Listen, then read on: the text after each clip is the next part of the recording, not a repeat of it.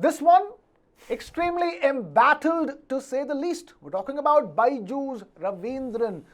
And Byjus, I mean, the company has been in the news for all wrong reasons on a daily basis. And what happened last night was fascinating.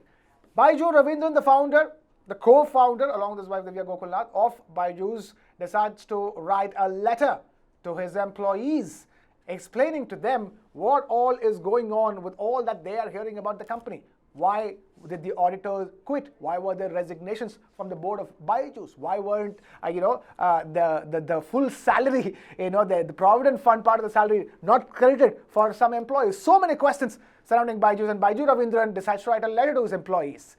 And not just a letter, there was also a town hall which he held with the employees. A town hall is a situation where the leader of the company comes and stands in the middle of the floor of the office and decides to address all questions, concerns in the open, with all of his employees on the floor listening to him. So that's what went down in the Byjus headquarters last night. The question here is what happens from here on? Karthik, what is the future for Byjus is a big question mark. But initially, just give me reactions on what went through your mind when you were reading all this news about Byju Raveendran's big town hall. Followed up, what is the funny thing is that he does the town hall, answers all the questions, and goes back and writes an email with the same questions and the same answers. That's actually the problem. He did not answer any questions because the digital platform on which the town hall was held had the comments section turned off. Okay.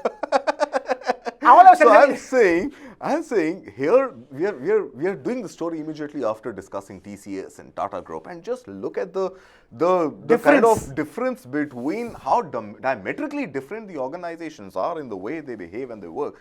Tata Group takes cognizance of 2 junior level whistleblowers and ends up immediately sacking its head of recruitment for contractual workers and delisting organizations which engaged in that bribe for jobs scandal. And here we're talking about Byjus, where the employees have had no role, or well, let's say very little role to play in the corporate governance issues that have stemmed right from the top. And by top, I don't mean Byju Raveendran alone. I also mean the venture capitalists who have supported him all this while. And Nitin Kamath, incidentally, yesterday came out partly in defense of Byju Raveendran on Twitter and said that it is not the job of the founder alone, but the venture capitalists to also ensure that the company continues to remain on track for as long as these VCs are invested. And this is something that Rakesh had mentioned on our show 3-4 days ago when we were talking about Byjus. But coming back to what happened yesterday, you hold a town hall,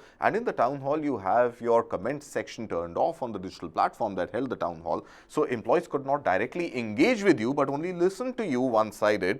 And thereafter, during the town hall and even in the letter thereafter, you decide to stay absolutely mum on the provident fund not deposited until yesterday into the accounts of employees and the 3,500 odd people who have been sacked. You just try to muddle around it in the letter, saying that I feel for the families of those who have, and you haven't used the word laid off or sacked, but those who have faced the brunt of the financial crunch that Byjus is in. And that's about that. Now, in his letter and in the town hall, Byju Raveendran de-linked the resignation of Deloitte as the auditor and the resignation of 3 board members, which includes a gentleman from Prosos, which has now downgraded the valuation of the Dutch investor, which has downgraded the value of Byjus. Or Sequoia Capital, now called Peak 15, Peak XV, yes. Peak XV, and I think one more investor, I'm forgetting who. So these these are big names. These are big names. These are the big daddies of venture capital, of investments in startups in India. So he's saying the two are independent. And now, unfortunately, financial reporting is not mandatory for privately listed companies. It's mandatory from a corporate governance standpoint, but the government and the National Financial Reporting Authority, NFRA, doesn't have the mandate to go after privately listed companies to file their financial reporting.